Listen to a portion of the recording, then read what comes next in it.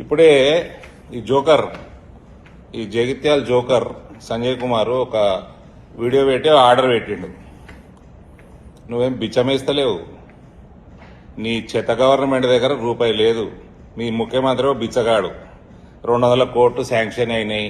Residential school చెలగల్లో పెట్టిన 10 ఎకరాలు, కేవీకి 2 ఎకరాలు, కేంద్రీయ విద్యాలయానికి హోదా ఉంటుంది, డే స్కాలర్ స్కూలు, కనీసం 5 ఎకరాలు ఉండాలని నీకు ఆర్డర్ పంపిన. చదువుకున్నాను అయితే చూసుకో. నువ్వు వినాశకాలే విపరీత బుద్ధి అంటారు. నువ్వు ఇట్లా చేస్తున్నావు. నాకు భారతీయ జనతా పార్టీగా కార్యకర్తగా నాకు చాలా సంతోషంగా ఉంది.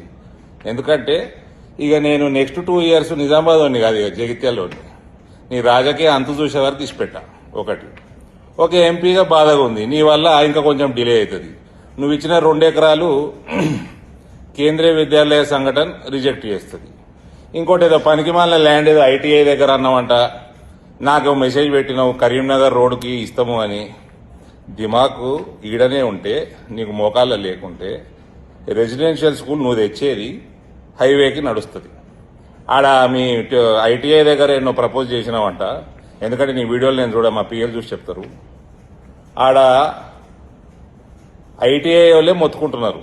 ఆడ రోడ్లు చక్కగా లేదు, యాక్సెసిబిలిటీ చక్కగా లేదు, హైవే మన మెయిన్ రోడ్డుకి చాలా లోపడుకుంటుంది అని. నేను ఎవరిని అడిగినా కూడా అది కేంద్రీయ విద్యాలయానికి సబబు కాదు అని చెప్తాం జరుగుతున్నది. డాక్టర్లతో 3-4 మాట్లాడినా.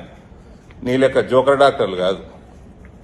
ఇక సంజయ్ కుమార్, నువ్వు చేసేది నాకు నచ్చుతున్నది. ఒక కార్యకర్తగా మజా వస్తుంది నాకు.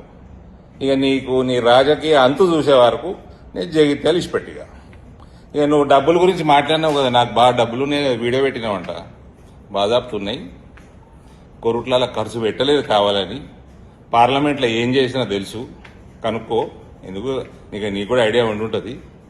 నీ అసెంబ్లీ ఖర్చు క్యాండిడేట్ బోగాస్ రావని ఉండని ఇంకోరు ఉండనాడా. నేను పెడతా ఖర్చుగా. నా పైసలు ఉన్నాయా నీకే తెలుసు కదా, బాగా ఖర్చు పెడతా.